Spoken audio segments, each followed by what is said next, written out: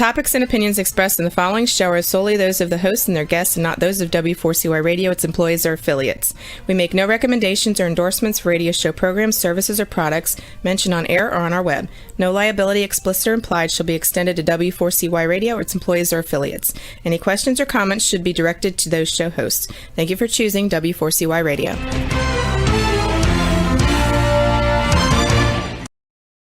Welcome back, everyone, to the Geeks, Geezers, and Googlization Show, the home of Googlization Nation, where we talk with HR and business thought leaders about the crazy shift going on in the world of business, technology, and HR. Here's your host, Ira Wolf.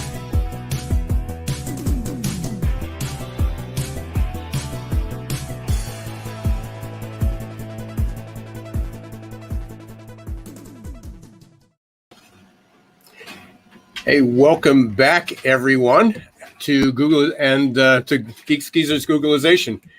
We got a changing flow of people here, so welcome. Welcome, Googlization Nation, back for another week. We appreciate you being here. We got an exciting show today. I got one of my favorite people, Alex Murphy, CEO of JobSync, is going to be on the call. We're going to be talking about Google for Jobs. If you're not familiar with Google for Jobs, or if you've just heard of it, you will definitely want to pay attention to the rest of the show, because Google on October 1st, just coming up incredibly fast. October 1st, they're making another major change in their algorithm that's going to impact job listings and how your jobs are displayed. Just a lot more on the candidate experience. So, Alex and I both were at SHRM Talent. We were both in Vegas at the same time. He was in another meeting, but at SHRM Talent. We had met for the first time in person then. And so we talked about it. And then the following week, maybe last week, 2 weeks ago, we had done a podcast together on it, and we'll make sure that we'll put that link in the show notes as well. But we're going to do round 2 of this, because there's no way you can get all the information out in just a short period of time, but it's an incredibly important topic.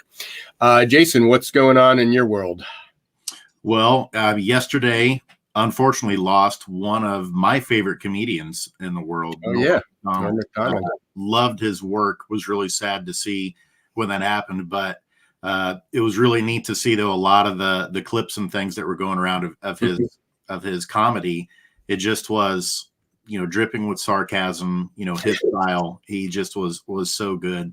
And then after that, I flipped over and started reading about blockchain technology and its applications outside of cryptocurrency with recruiting and hiring. So from, pop culture piece over to blockchain technology and how that may change things coming down the pipe too. But I'm super excited today to learn from you and Alex about Google for Jobs, because I'm not as familiar with it. So I'm excited to learn about this today, and I'm sure it'll be really beneficial for our listeners too.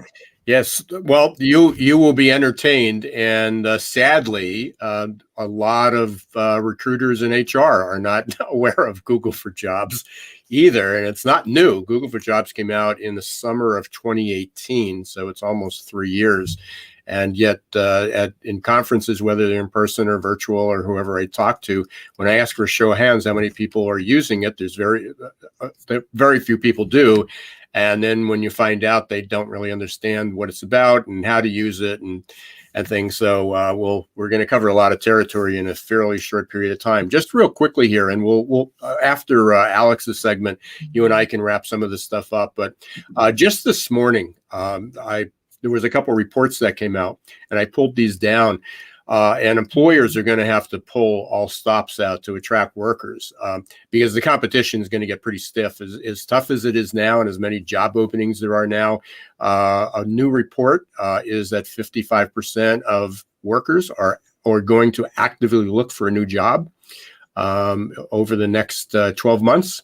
UPS plans to hire 100,000 workers in the next few months. Amazon's hiring 125,000 workers. Kohl's is adding 90,000 workers. warehouse, can't talk, warehouse and logistic jobs are up. The number of jobs that are available that people are on the search engines is up 293%. Hospitality jobs, 289%. On-demand jobs, 219%. Healthcare jobs, 121%. I don't know where these people are going to come from. So the message today, and it was the opening line for anybody who's here because they saw some of the social media that was going out, is that no job candidate can be left behind. And if you don't get Google for Jobs right, you're definitely going to be leaving a lot of people behind. So in that vein, let's bring on Alex. There he is. So here I am. How's that for an intro, guys? Alex. So Alex, real briefly, kind of give 30-second commercial who you are, and then talk a little bit about JobSync, and then we're going to dive into Google for Jobs. Sure. So thanks again for having me on. Great topic. Like you said, I'm the CEO of JobSync. I'm one of the co-founders, and what we do is we help companies leverage the quick apply, easy apply, native apply experiences offered on job boards and other publishers. What those types of application experiences are, just they make it simple for an applicant or a candidate searching for a job, say on Indeed, to apply from Indeed directly for a job post, directly to a job posting, rather than having to leave Indeed and go to an ATS. And so we make the data connections between the various job sites and ATSs like Workday, SuccessFactors, Taleo, Enterprise, iCIMS, et cetera. And what customers get out of that is they get a significant increase in applicant flow. So we've got customers get anywhere from a 3 to 10x increase in candidates for the same amount of money spent in sponsorship. And the candidates get a much better, more frictionless experience, which really kind of fits into the conversation today around what these changes at Google represent and why they're making them. So I'm glad Jason's here because as a non, I guess a non-user in the way that we are, and with a little different emphasis, he can keep us grounded. But one of the questions I have, and I know this gets asked because I've heard people say it. Well, we have direct apply. I mean, they just click and it takes them directly over to our ATS. How does what we're talking about or what you're talking about with direct apply, native apply, quick apply, how does that differ from just going up and being able to click and then being taken over to an ATS, which is an applicant tracking system for anybody who's not aware of that? Right. So we'll get out of the alphabet soup as much as possible, right? So I think the first and most important thing is to understand the place of the user, right? In this case, the job seeker. And if you want to put yourself in their shoes, imagine that you're shopping for 12 things on Amazon, right?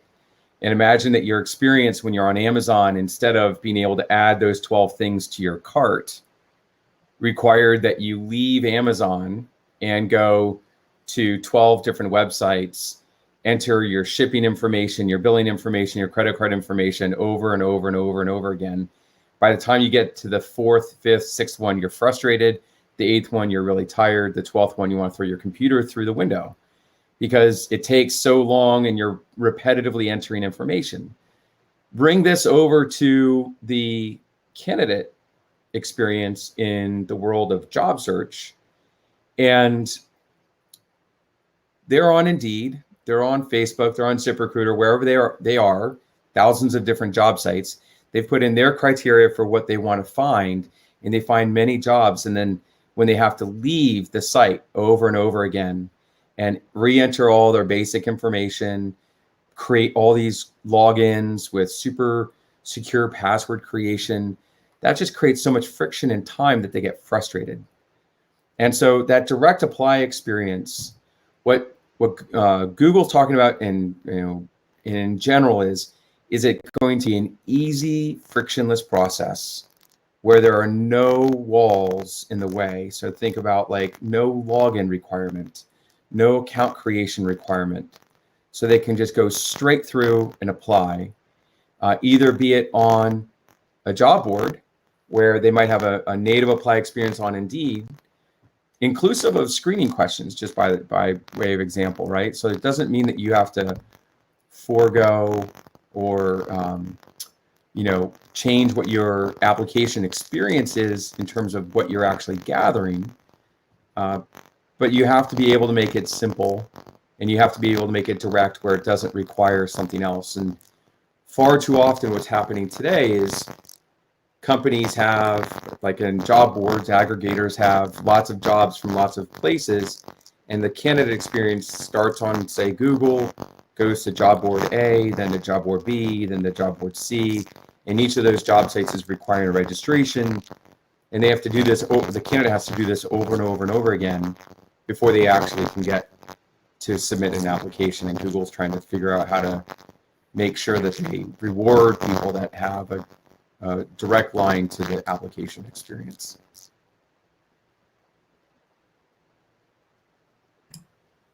There I am. I'm off mute. Alex, we're getting a little bit of a static in there. I don't know if you have if there's a cable or if you're completely wireless, or maybe it's just interference somewhere. Completely wireless. Let me just switch. But while we're doing that, so part of this is that, as you said, it's the multiple times that somebody has to complete an application, and then what I always talk about is when somebody's in the system. So the question would be is if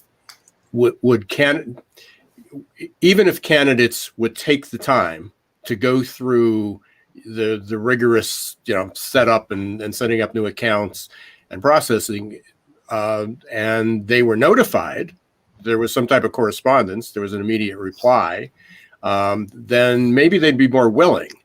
But they're not, because ghosting is still a problem. Candidates apply. I don't know how many times they've gone to a conference and I ask how many people have applied for a job over the last year, and people raise their hand, and what's the average number of times that they've heard from the company. And oftentimes it's 2, 3, 4 out of 25 applications they actually even heard back from the company. So it's a dual problem, is that companies sort of created for themselves, is not only did the demand for a better candidate experience increase, but because it was so crappy before, it's like, I'm just not going to waste my time going through all this, because I may never hear from them. And even if they have time on their hands, especially in today's market with so many people looking for jobs, there's so many opportunities out there, as I was sharing before with some of the stats. Yeah. Well, first off, is the mic better now? Yes. Yep. Great. That's good to hear. So, you said 55% of people are going to start looking for work in that recent survey. And, that just means that there's, and coupled with the number of openings for Amazon, UPS, and so forth, there's just a lot of volatility in the market. And so it becomes, it becomes around process improvement and meeting people's expectations. And what you're talking about in terms of the proverbial ATS black hole, right? In terms of getting back to a candidate, I think that's another kind of point on this continuum. You kind of really think about starting with the job content itself. Is it a good job description, right? Is it compelling? Is it inviting? We were looking at a job description yesterday where, it kind of felt like, they were setting the expectation to the candidate, like, this is going to be a really difficult role because of just the way that they were describing the way they interact with their employees. And it was very off-putting. And, that's the beginning. That's the first impression that you get to make.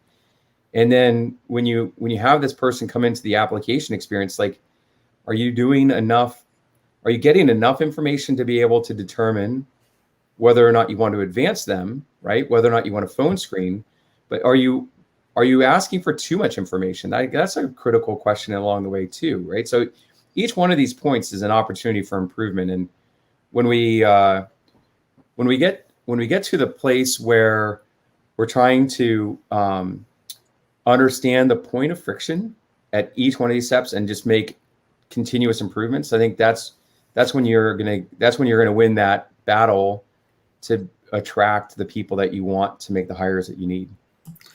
So, Alex, we sort of jumped into this talking about the native apply and things, and that certainly makes sense. But we kind of glossed over what Google for Jobs is, because one of the questions I have is when I bring it up and I say, how many people are using for jobs? And then one of the next questions is, well, how do I get my jobs into Google for Jobs? And people are assuming it's a job board like an Indeed or a ZipRecruiter. That, what site do we go up that we can post our job there? So let's take a step back and let's talk about what Google for Jobs actually is. So let's start with what Google is, right? Google is a search engine, and they've been on a mission for almost two dozen years, right? Around indexing all of the world's information and making it easily accessible, right? And so they index all sorts of information, right? They index web pages, they index maps, right? Like, so you can use Google Maps, right? And so they're trying to make this information easily accessible, and sometimes it requires more structure to the information. So Google for Jobs was introduced 3 years ago, as you pointed out, around with the intent of making this process of using Google to search and find job content a better and more rewarding experience for their users. Because previously, they did not have a very good way of getting the job content of the world as fast as it all turns over. Jobs go up and come down so quickly that Google needed a new method for how to ingest, to take in that job content and make it universally accessible to their users. And so Google for Jobs is a component part of Google's search engine, where they do a better job of understanding the intent of the hirer or the owner of where the website where that job is listed, and then give a specialized search experience to the candidate, to the user, to the Google user, to be able to filter and narrow in on which jobs they would like to find. And is that a paid service, Alex? It is not. So Google's kind of core product for their users is the ability to find and access information, and job content's just one of them, right? So jobs near me has historically been at the top of the list of the most popular searches on Google. So Google says, okay, somebody searches for jobs near me. I need to understand, well, what kind of job do you want? What does near me mean, right? So near me 12 miles in that direction is very different than near me 12 miles in that direction as it's related to my commute time, right? That's 10 minutes to get there, and 12 miles in that direction is, in normal times, could be an hour and a half in the morning, right? And so they had this kind of objective to understand and clarify what people were searching for, what mattered, and to kind of narrow that in. And that's all organic search, right? So it's free to the publisher, to the content owner, to the person with the job listing. And there's lots of speculation about them coming out with a paid product, be it this year or next year. What I can tell you is that Google makes a lot of money from recruitment advertising in just general sponsored search results. So this is part of just generating a better experience for users, which keeps users coming back to continue to search on Google, right? Which then creates more availability of impressions for advertisers to buy just in the general search engine. Whether they add a sponsored element into sponsored jobs, I'm sure it's been contemplated and considered, but it has not been announced what their intent is. So the other question that I get, Alex, and I'm just throwing this out is, to everyone out there, is, well, why do I care if I'm listed in Google? Because we've got, Indeed is still the big behemoth, 85, 90%, it's 85%, I think now, of all of companies utilize that. You got ZipRecruiter, you got a million other subspecialty boards, you got all the job aggregators. Why do I care if I show up in Google for jobs? So Tim Sackett does this much better than I will, right? But you can learn everything you need to know about where to go place ads from observing a 10-year-old trying to find a lost dog, right? And his kind of stick to it, right, is like, when you've lost your dog, you don't go to your front door and staple up a picture of your dog and say "dog lost" on your front door. Everybody at your front door knows you lost your dog. You go to the stop sign, you go to the grocery store, you go to the post office, you go to all these places where people are. You don't go to just one.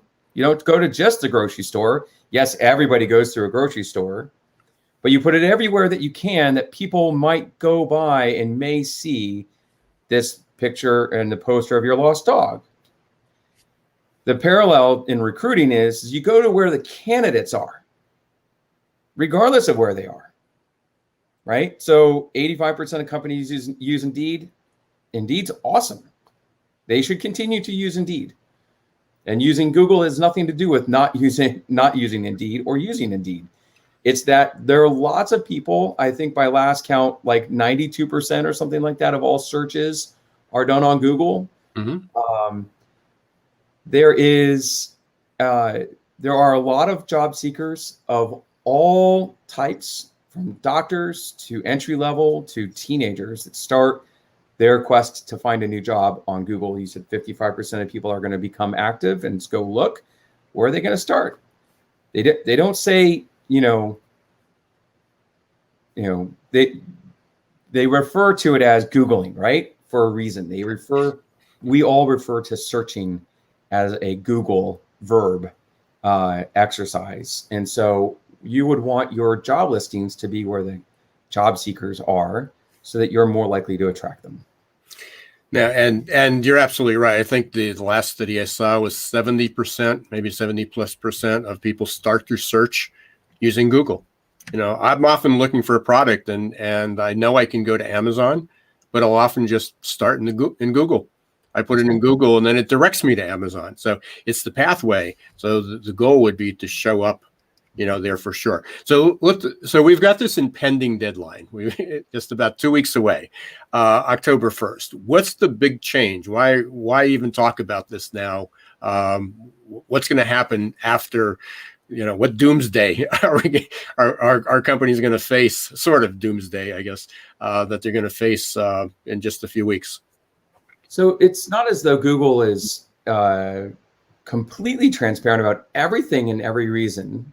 They're not. But there are a couple things I think that are really interesting. So they make updates to their search algorithm all the time. They take in hundreds of different signals to say that this one web page is better than this other web page. And that's what determines the results that you see on a search results page. They announced this change to Google for Jobs back in July. Like, they don't ever do that. What they do historically, what they've done historically, I should say, is they tell you, this is what changed yesterday, right? And they what they did this time is they said, this is really important. This whole direct apply experience, removing friction from the application process, is a really big deal, and everybody should work towards making this happen. They did it so far in advance. I feel like they probably looked at the marketplace and said, lots of people aren't doing this, and so we want to give you advance notice about it before it pulls the rug out from everybody. The change that's coming is it a huge change or a small change? We don't know. What we know is that they've said that this is something that matters and will result in changes in the amount of traffic you get from Google. And they've specifically called out this direct apply experience as being a leading indicator, a leading signal about whether or not you're going to have a better candidate experience than maybe some other some other page. And then if they past experiences of algorithm changes inside of Google says that it's going to influence jobs up or influence the positioning of your page to be more highly ranked or to get more traffic, get more applicants at the end of the day from them if you are implementing this solution. Which, and you mentioned in the beginning, and Jason also asked, is it paid? Well, it's not paid, but if your rankings are now going to drop from page 1 to 2 or 3 or 4 or 5 or 6 or wherever, they're going to get buried way down in the list, then you're going to end up having to pay someone, not within Google, maybe to Indeed or someone else to get higher rankings. If you're not doing it right, people just won't know you're looking, and job seekers just are not going to face that. There's a number of other things, and then I want to kind of wrap up with how you help, what you can do, because that's basically part of the core business. There's other things that Google looks at that also detract in their schema in that world. What are some of the other trends that you're seeing or you're aware of that companies aren't doing that they should be including in their postings? Yep. So there are 3 that I would touch on first and foremost. One is mobile optimized. It's one that you really have nailed on every time that we've been in this conversation, right? Is, the world is on that little 5-inch device that's in your pocket. And this is where a lot of people do their job searching from, because they're browsing and they're interested in seeing what's there. And so Google makes a really big deal about mobile optimization as it's related to just general search algorithm scoring. And it applies to jobs as well. So is your site mobile optimized? And so the second piece to that, and a core component around mobile optimized, is speed, right? So is the page going to load really fast when the user shows up and when they start navigating through the various pages, or does it take a long time? And Google's really good at measuring this stuff. They measure it on a desktop versus mobile. They measure based upon different connection types, right? So they can evaluate what it would be like on a cellular connection versus a Wi-Fi connection. And then the third part of that is, and it's heavily related to being mobile optimized and speed, is something that I would refer to as dwell time. And that means when a person lands on your page from Google, do they consume the information and then take action? In other words, are they converting, right? Or do they bounce back and go right back to Google? Because Google measures that frequency where when a candidate or a person, a user, leaves Google, goes to a website, and then comes right back to Google, Google says, gosh, that probably wasn't the best result for that user. And if that happens frequently, then Google then downgrades what that result is in the results. And so is the content compelling? Gets back to that job listing I was talking about, right? Are you inviting the person in? Is your opening statement, hey, we're this, welcome to me, talking about me and me and me and my company, me?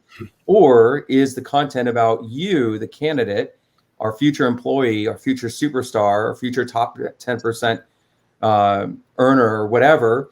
Like, are you bringing content to the person that they want to engage and read, which then keeps them on your site, which then rewards you with more of this organic free traffic you would otherwise get? That's kind of the triangle of love that I see in the Google world. Yeah. I have Roxy scrolling something across the bottom of the screen for anybody and I think this is really, really important because there's other links. And if you're interested, these are some free test sites that you can go and check. Are you mobile? Is your job posting? Is your career site? Is your application mobile ready? This one in particular, and this is free. So you can go up to tools.pingdom.com. All you have to do is put the URL of your career site, your career page and put a job posting and a job application and see how quickly it takes to load. It's going to tell you if it's more than 3 seconds, you know, you absolutely need to do something. But the Google's, they don't really reveal it, but you probably want to be within pretty close to a second. And again, especially since most people are going to be, you know, if you're looking at someone under the age of 30 years old, 96%, their only device that they have, the only connection to the rest of the outside world and the internet is through a mobile device. And they may have only one bar. And if it's taking you 3 or 4 or 5 seconds to load on a PC, it will take an eternity to load on on their mobile device, which means that they will never, even if they're interested, and they try to pull up your job post, or they try to apply, it's going to take forever. So that's just one of the free tools. If you need any others, just reach out to me, and we can go from there. So Alex, how do you help solve this problem? So we have a solution, which is a direct apply site solution, connects into Google, keeps it up to date. It's a component part, if you will, of our core solution, where we work for companies and connect them to job sites like Indeed and social sites like Facebook, ZipRecruiter, and a bunch of others. Again, it's just for us, it's all about reducing friction. At the end of the day, the service we provide to our customers is workflow automation, and that automation inside of the TA process is really driven around driving more applicants and faster time to contact, faster time to connect, faster time to interview, ultimately faster time to hire, and radically lower cost per hire. So kind of working all the way through the entire recruitment workflow, if you will. Jason, you had a question. I missed it before. So. Yeah, thanks, Ira. Yeah, Alex, I had a quick question. So this sounds like an amazing experience, how they're updating the algorithm for the employers and for the candidates. I'm curious, for potential competitors in the tech space, like an Indeed or a ZipRecruiter, what do you anticipate is going to be their response? Are they excited about these changes, or do they see this as kind of a shot across the bow of, okay, Google's now trying to enter into our space and potentially try to take some of the market share there? Yeah, that's a great question, Jason. My opinion, having no inside information, is that first and foremost, ZipRecruiter and Indeed generate a lot of traffic or receive a lot of traffic from Google today. ZipRecruiter's jobs show up in Google for Jobs, right? Indeed and Recruit own Glassdoor. And so those jobs, jobs that are on Indeed are on Glassdoor, they're inside of Google for Jobs. So they already receive a lot of traffic from Google, and both ZipRecruiter and Indeed and Glassdoor, all of them have a direct apply experience. So that in all likelihood, they're going to generate more traffic from this. So it's not so much a shot over the bow. It's more like there's consensus and alignment around creating this better candidate experience kind of across the ecosystem, right? I think that to the point about are they a potential competitor or not? When they came out, when Google introduced Google for Jobs, they also introduced an ATS solution, and they also introduced an API search solution. The Hire, which was Google's ATS solution, has been sunsetted already. They had generated several thousand customers using this platform, but it wasn't moving fast enough. And they've really pulled away from what would otherwise look like they want to be a job board. And like I said, they're already generating, they already generate today. I don't know what the actual number is, but it's got to be tens of millions, if not hundreds of millions of dollars in ad revenue from recruitment marketing as a whole, right? There's a tremendous amount of money spent on AdWords to find candidates. And then broadly across Google Display, there's a tremendous amount of money already spent on Google. And this is just content for their engine. So I think it's just doubling down on making better candidate experiences that then drives more value. And then the people that are aligned with that, which Indeed, ZipRecruiter, and many others already are aligned, it just actually creates better outcomes for everybody. And that's to the benefit of the entire industry and the entire space. It's my 2 cents. It sounds like the market analysis model for fast food. When you open one on one corner, you open the 3 other corners are all filled with fast food. Well, it's like in economics, like they say your competitor is located here. Where do you on the street, where do you put your shop? And the answer is directly across the street.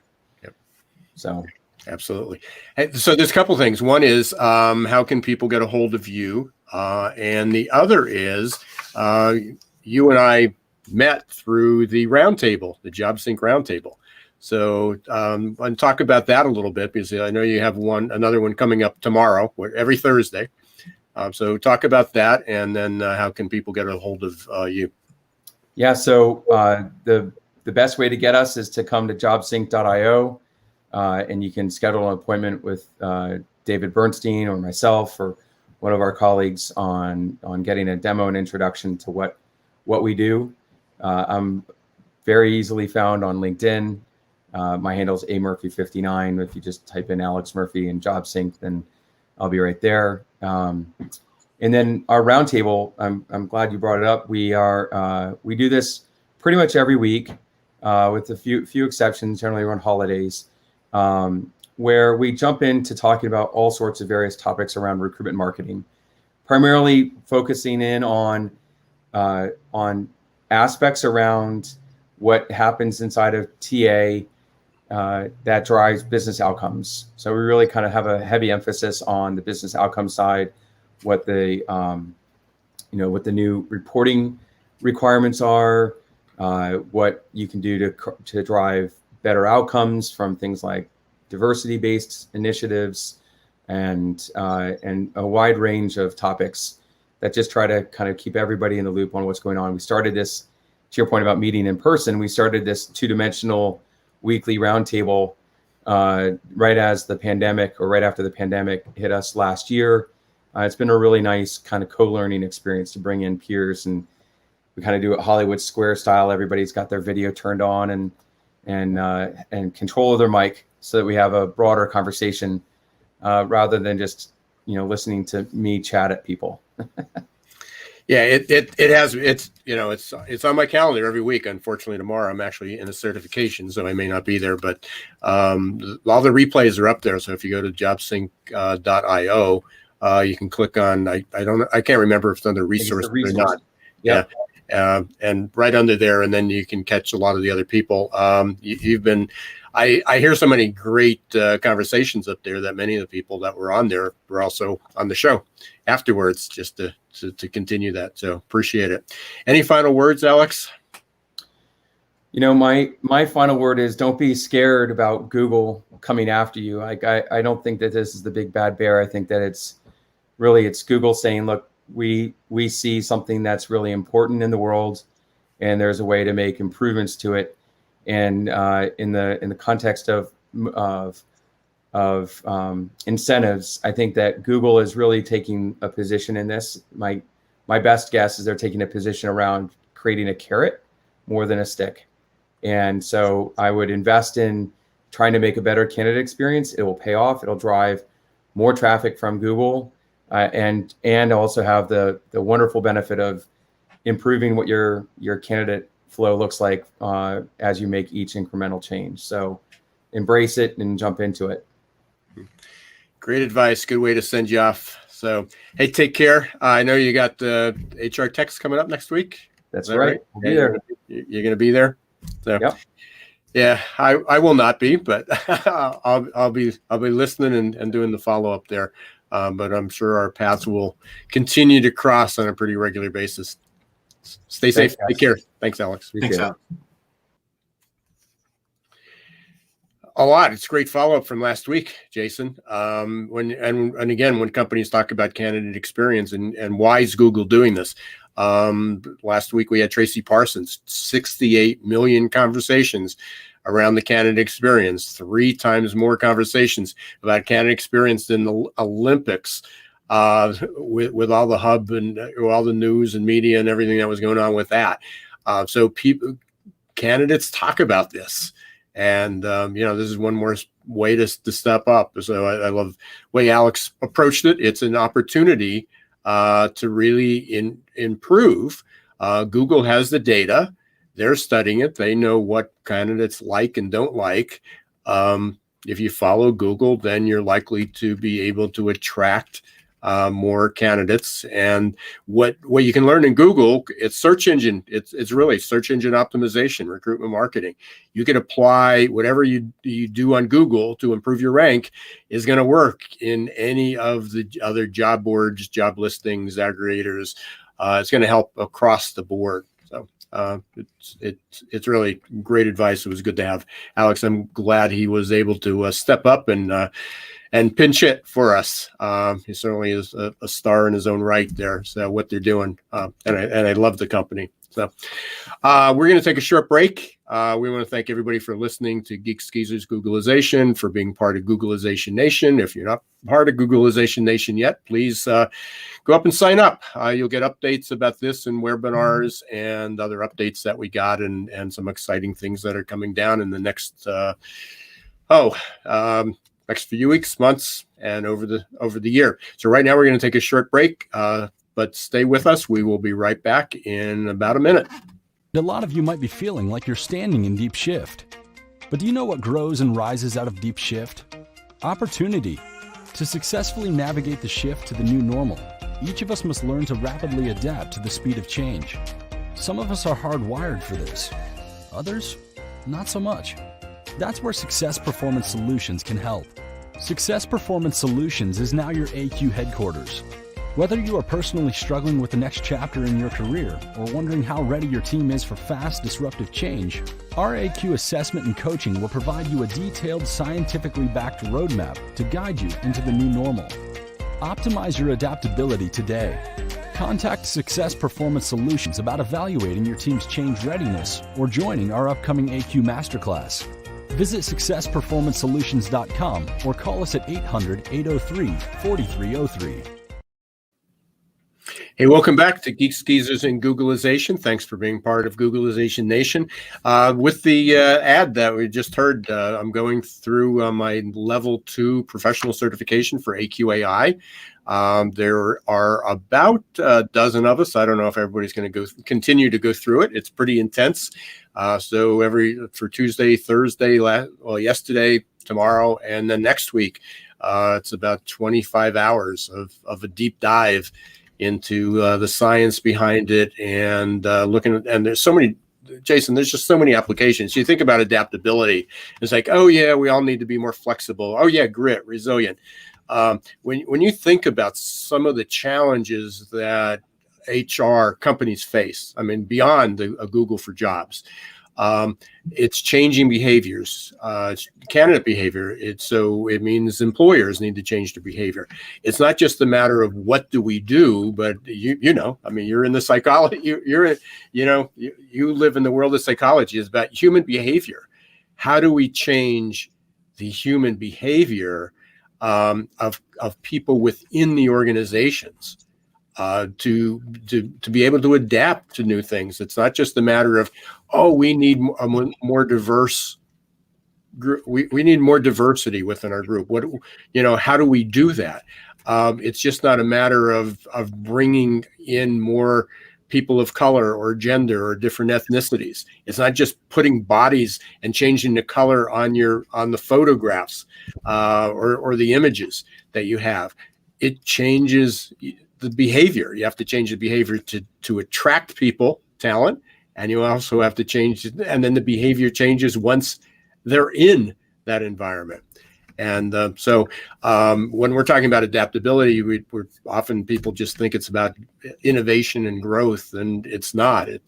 We talk without adaptability, there is no all the DEI solutions in the world are not going to help. All the retention strategies, all the HR technology is not going to change anything unless we change the behavior, and that's what adaptability is about. So. Absolutely. Well, congratulations on getting ready to start that stage 2.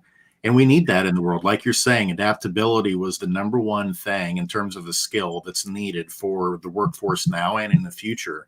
The research was clear about that.